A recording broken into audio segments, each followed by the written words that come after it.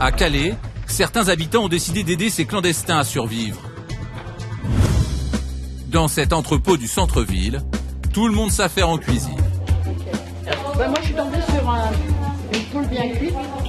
Autour de la table, une dizaine de bénévoles d'une association préparent 800 repas chauds. Chaque jour, ils les distribuent aux migrants autour de Calais. C'est des grandes quantités, on n'a pas l'habitude de faire des grandes quantités comme ça à la maison. Michel, on va aller chercher les pommes de terre de Rosemary. Bénévole depuis 10 ans, Claudine a des journées à rallonge. Oh, enfin non, c'est bon. Allez, en route. Grâce aux dons des habitants du Pas-de-Calais, Claudine récolte toutes sortes de denrées. Chaque jour, elle et ses compagnons cuisinent 50 kilos de pâtes ou de riz, 20 kilos de légumes et 20 kilos de viande. De quoi offrir à chaque migrant un repas chaud. Est-ce que tu as besoin d'un coup de main, là?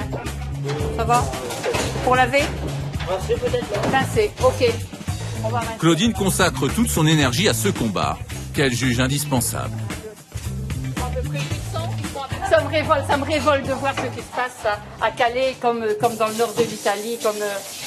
Et voilà, bon, ils ont faim.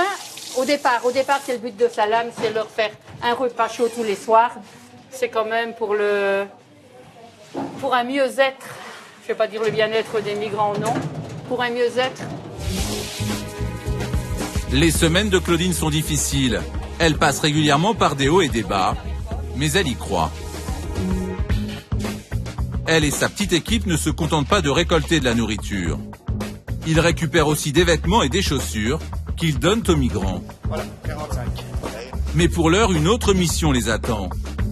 Claudine vient de récupérer auprès d'un organisme d'aide alimentaire ces boîtes en carton. Attends, il faut que quelqu'un les compte. Ah. 3 et 2, 5, 8. 12, 15. Elles contiennent du poisson fumé, prêt à manger, qu'ils vont devoir donner dans un squat. Claudine et Michel se dirigent vers la zone industrielle, dans la jungle, un camp de migrants dans la forêt, où vivent 1500 personnes.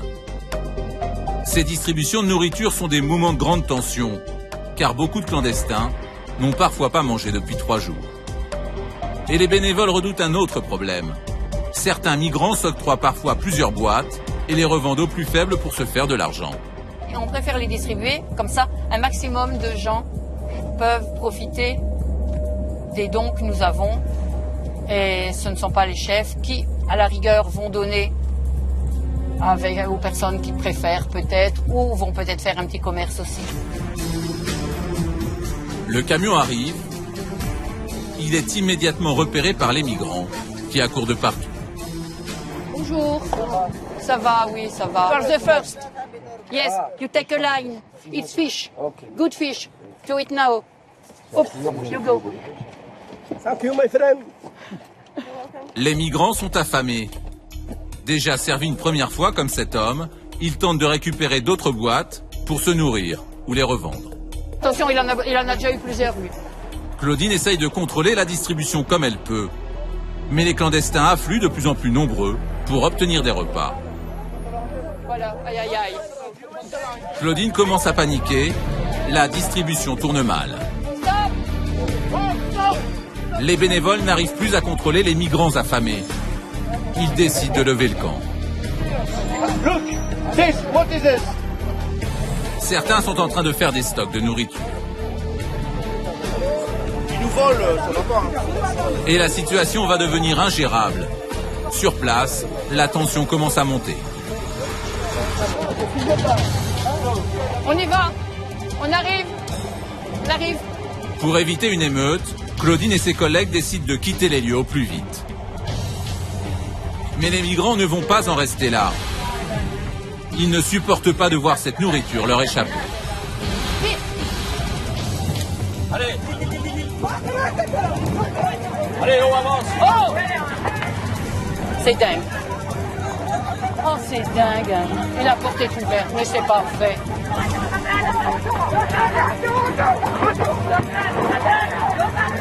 Il y a un mec dedans. Oh, descends là, allez. Allez, go out. Il va tout distribuer, laisse-le faire, il va tout distribuer. Le camion accélère, mais rien n'y fait. Le véhicule est totalement dévalisé. La scène peut choquer, Mais ils sont affamés.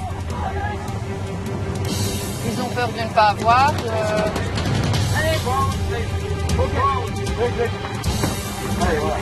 Ils sont aussi très affamés. Ah oui, ça, ils ont faim, Claudine et Michel n'avaient encore jamais vu ça.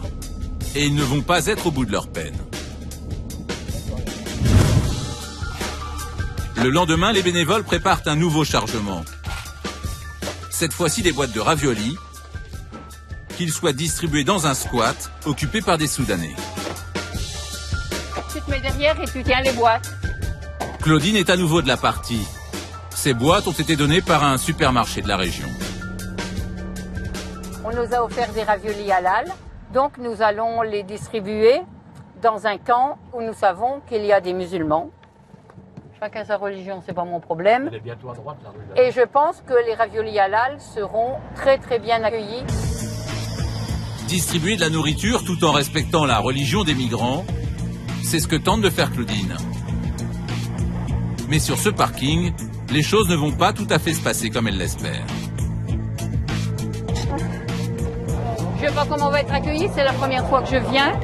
Claudine se dirige vers le campement des clandestins Bonjour. pour les informer que de la nourriture les attend. There's ravioli pasta for everybody.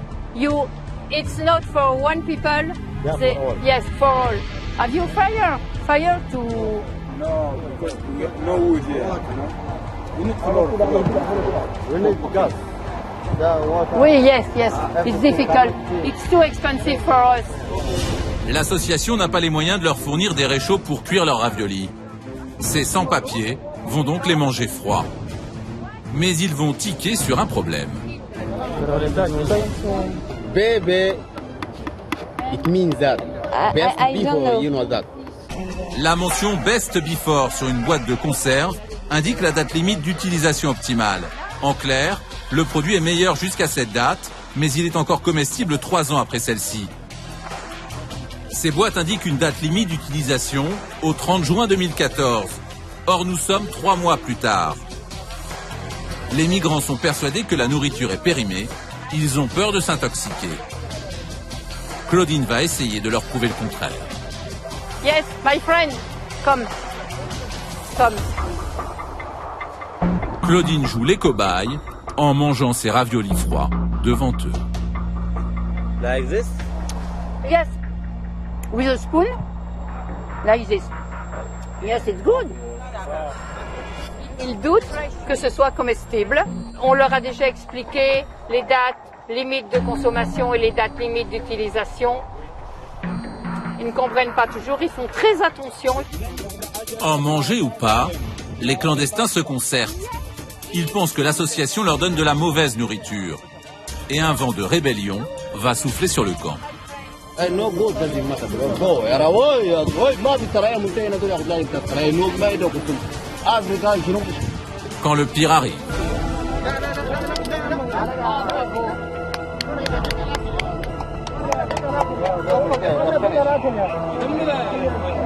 Oh, ça me choque, ça me choque. C'est valable 3 ans, ça. C'est honteux. Honteux. Allez. J'en mange les Français. Oh non, j'aime pas. J'ai horreur de cette image. Non, j'ai horreur de l'image qu'ils donnent là, c'est pas possible. Non, ça me plaît pas du tout, ça. Claudine ne supporte pas qu'on gâche la nourriture. Mais ce jour-là, seuls quelques clandestins ramèneront les boîtes dans le camion.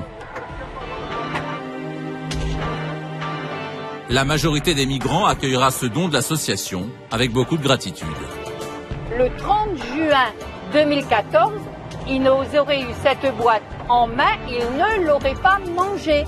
Parce que pour eux, c'était la date limite où ils pouvaient manger. Mais ça, c'est encore pour moi une dérive de la société de consommation. Et ça me choque qu'on jette une boîte de raviolis par terre. Donc, je suis choquée qu'ils n'aient pas mangé, mais je comprends. Malgré les difficultés de communication et la barrière de la langue, Claudine ne baisse pas les bras. Grâce à elle et à ses compagnons, des milliers de clandestins sont nourris chaque jour et réussissent à survivre.